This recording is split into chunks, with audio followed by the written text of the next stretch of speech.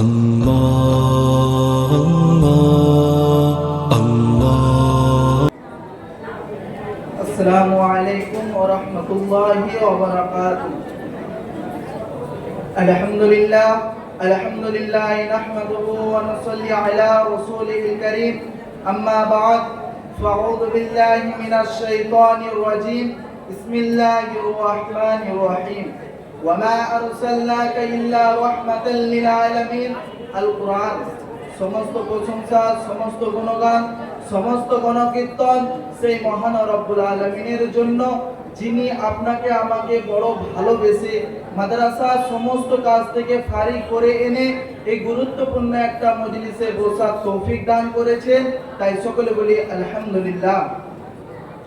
তারপরে পরে আমার নবী, আপনার নবী, সারা বিশ্বের নবী হযরত মুহাম্মদ মুস্তাফা সাল্লাল্লাহু আলাইহি ওয়াসাল্লাম, যিনি হাসিলে পরে জান্নাত সুসজ্জিত হয়ে যায়, যিনি কান্না করিলে জাহান্নামের বড় বড় আযাব থেমে যায়, জিনার আঙুলের ইশারায় চাঁদ দুখণ্ডিত হয়ে যায়, সেই নবীর ওপর লাখো কোটি দরুদ ও সালাম বর্ষিত হোক। তাই সকলে বলি আল্লাহুম্মা আমিন। তো আমার দিন দরদি মুসলমান ভাইরা, আজকে এই বক্তার প্রতিযোগিতায় আমার বিষয়বস্তু হচ্ছে যে হুজুর সাল্লাল্লাহু আলাইহি ওয়াসাল্লাম সম্পর্কে। তাই ভাই, আমরা যদি আজ থেকে নিয়ে কিয়ামত পর্যন্ত যদি আমরা হুজুর সাল্লাল্লাহু আলাইহি ওয়াসাল্লামের প্রশংসা করতে থাকি, তবুও কিন্তু আমরা হুজুর সাল্লাল্লাহু আলাইহি ওয়াসাল্লামের প্রশংসা করে আমরা শেষ করতে পারবো না। তাই ভাই আজকে আমি আপনাদের সামনে হুজুর সাল্লাল্লাহু আলাইহি ওয়াসাল্লামের আখলাক এবং তিনার ইন্তেকালের শেষ সময় নিয়ে আমি কয়েকটা কথা বলবো ইনশাআল্লাহ। তো হুজুর সাল্লাল্লাহু আলাইহি ওয়াসাল্লামের আখলাক কেমন ছিলেন? আখলাক হয় তিন রকমের। এক নম্বর হচ্ছে যে খুলুকে হাসান, দুই নম্বর হচ্ছে যে খুলুকে কারীম, আর তিন নম্বর হচ্ছে যে খুলুকে আজিম। খুলুকে হাসান ওই আখলাককে বলা হয় যে আমি যদি আপনাকে মারি তো আপনিও আমাকে তার বদলে মারলেন, এরই নাম হচ্ছে যে খুলুকে হাসান।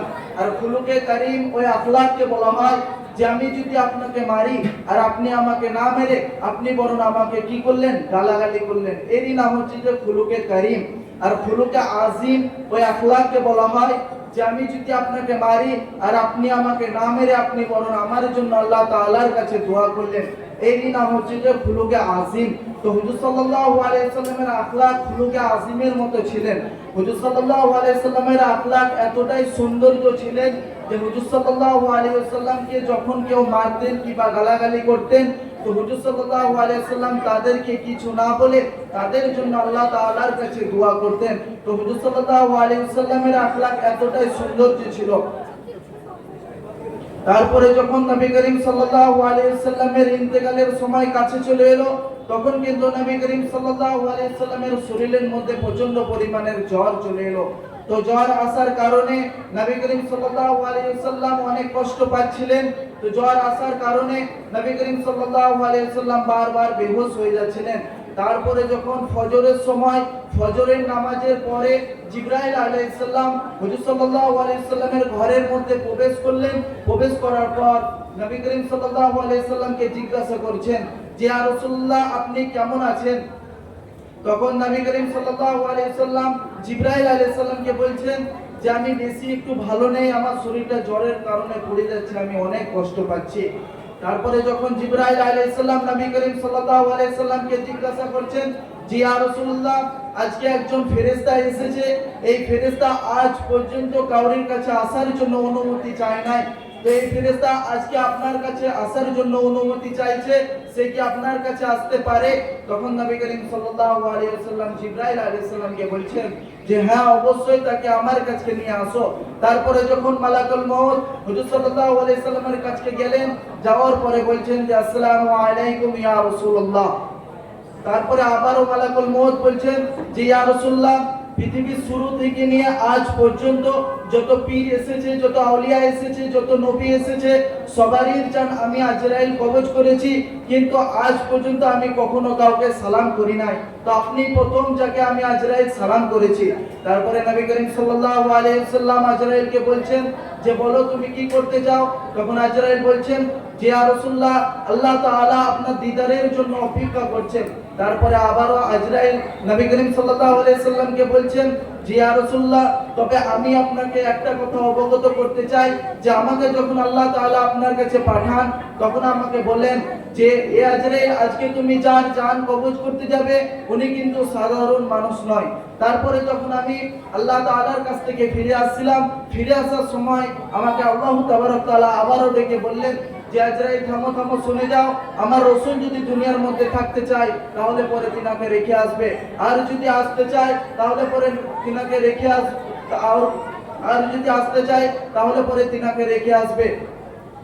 তারপরে যখন নবী করিম সাল্লাল্লাহু আলাইহি সাল্লামের জান কবজ করার সময় হয়ে গেল, তখন কিন্তু নবী করিম সাল্লাল্লাহু আলাইহি সাল্লামের সমস্ত সাহাবীরা কান্নাকাটি করছেন, নবী করিম সাল্লাল্লাহু আলাইহি সাল্লামের স্ত্রীরাও কান্না করছেন, নবী করিম সাল্লাল্লাহু আলাইহি সাল্লামের মেয়েরাও কান্না করছেন। আর সবথেকে বেশি হুজুর সাল্লাল্লাহু আলাইহি সাল্লামের কলিজার টুকরা ফাতিমা রাদিয়াল্লাহু আনহা ঘরের এক কোণের মধ্যে বসে বসে কান্নাকাটি করছেন আর বলছেন যে আমার আব্বা জানের এই দুনিয়ার মধ্যে সময় শেষ, আমার আব্বা জানের এই দুনিয়ার মধ্যে থাকবে না।